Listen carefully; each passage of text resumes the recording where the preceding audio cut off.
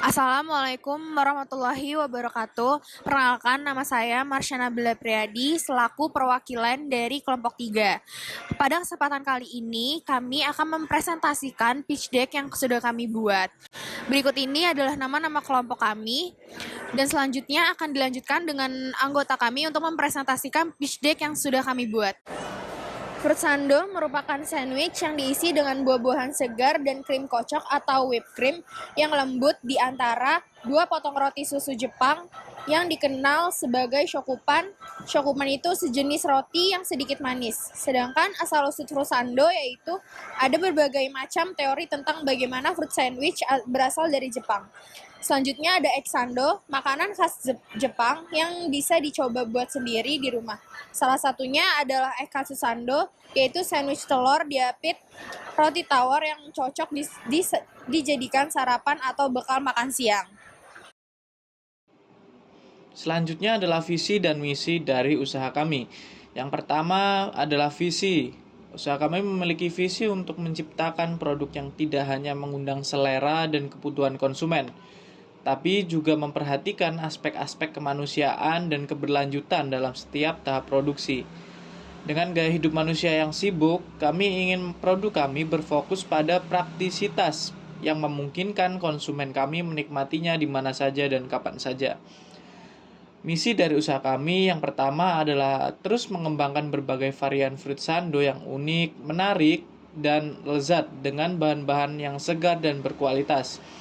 Yang kedua adalah menjaga standar kualitas dalam setiap tahap produksi, mulai dari pemilihan bahan baku hingga penyajian akhir untuk memberikan pengalaman kuliner yang memuaskan bagi konsumen. Yang ketiga adalah memberikan pelayanan yang ramah, cepat, dan responsif kepada pelanggan untuk memastikan kepuasan pelanggan yang konsisten. Yang terakhir adalah berkolaborasi dengan petani dan pemasok lokal yang mendukung ekonomi lokal dan memastikan ketersediaan bahan baku yang segar. Baik, selanjutnya adalah latar belakang pemilihan produk kami. Kami melihat bahwa dalam era modern saat ini, dengan maraknya perubahan tren, gaya hidup, dan sebagainya, kami dapat melihat adanya pergeseran yang signifikan dalam preferensi konsumen, terutama saat memilih makanan ringan sebagai camilan mereka. Orang-orang semakin memilih makanan yang tidak hanya praktis untuk dikonsumsi, tapi juga memberikan nutrisi yang baik dan bergizi bagi mereka. Maka dari itu, produk kami muncul sebagai sebuah solusi yang tepat untuk mengatasi fenomena saat ini, di mana fruit sando dan egg sando menawarkan kombinasi bahan-bahan makanan yang bergizi seperti buah-buahan dan telur dalam bentuk sandwich yang tidak hanya praktis untuk dikonsumsi di mana saja, tapi juga kaya akan nutrisi.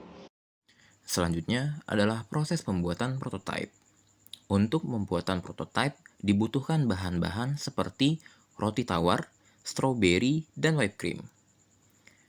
Proses pertama yakni menuangkan whipped cream bubuk dan dikocok menggunakan mixer.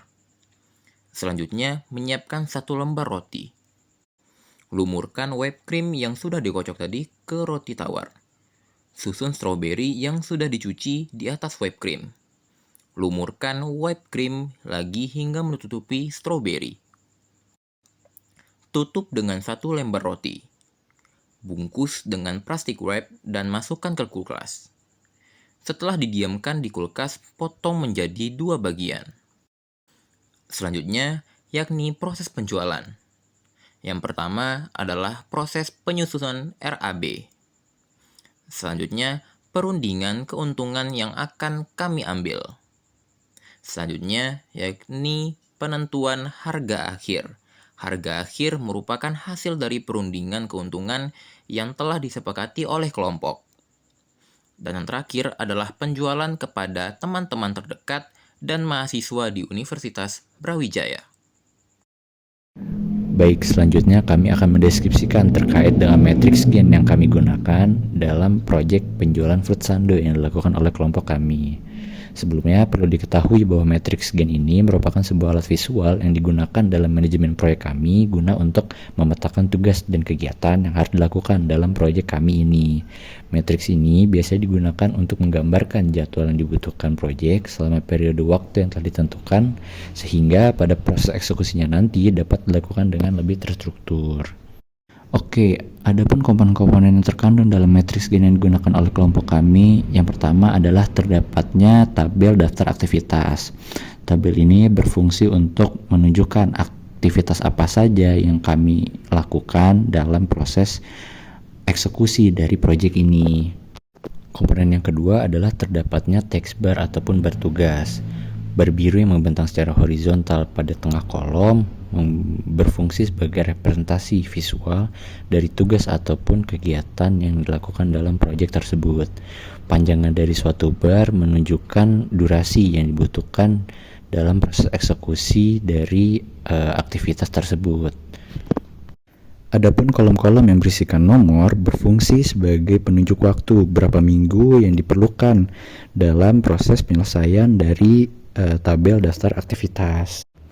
Bisa kita lihat pada tabel perencanaan, task bar membentang dari kolom 1 sampai dengan kolom 4. Hal ini menunjukkan bahwa dari minggu pertama sampai dengan minggu keempat, kelompok kami melakukan proses perencanaan dari proyek Fruit Sando yang akan kami lakukan ke depannya.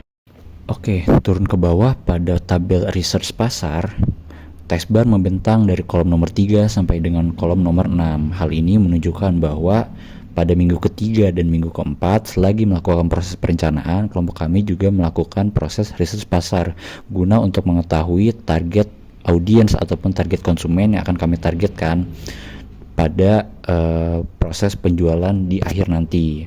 Oke, pada daftar aktivitas pembuatan prototipe, text bar berada di kolom nomor 7. Hal ini menunjukkan bahwa pada minggu ke-7 kelompok kami mencoba untuk pertama kalinya membuat prototipe dari produk yang akan kami pasarkan di akhir nanti. Selanjutnya pada minggu ke-8 kelompok kami melakukan proses evaluasi hasil produksi. Evaluasi hasil produksi ini merupakan evaluasi yang dilakukan dari hasil pembuatan prototipe yang kami lakukan pada minggu ke-7 dan prosesnya kami lakukan pada minggu ke-8. Selanjutnya pada tabel penyusunan RAB, task bar berada di kolom nomor 9 dan nomor 10.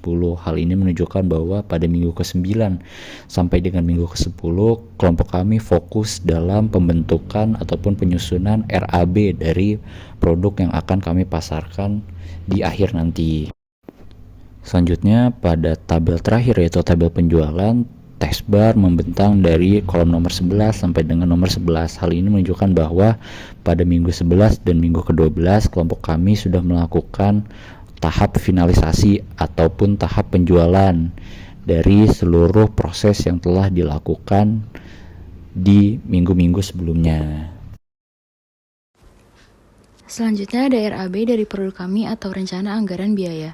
Dari perhitungan kami, setelah kami melakukan proses pembuatan prototipe, dalam sekali produksi kami menghasilkan 10 potong Fruit Sando dengan biaya modal Rp51.500. Begitu juga dengan Xando. Dalam sekali produksi kami menghasilkan 10 potong Xando dengan biaya modal Rp40.525. Lalu ada omset penjualan Fruit Sando. Dari modal tadi kami menetapkan harga jual Rp6.000 per potong. Dari harga jual tersebut kami mendapatkan untung Rp850 per satu potong Fruit Sando yang kami jual. Lalu ada omset penjualan Xando. Dari modal tadi kami menetapkan harga jual yang sama yaitu Rp6.000. Dari harga jual tersebut kami mendapatkan untung Rp1.950 per satu potong Xando yang kami jual. Cukup sekian presentasi pitch deck dari kelompok kami. Kurang lebihnya mohon maaf. Wassalamualaikum warahmatullahi wabarakatuh.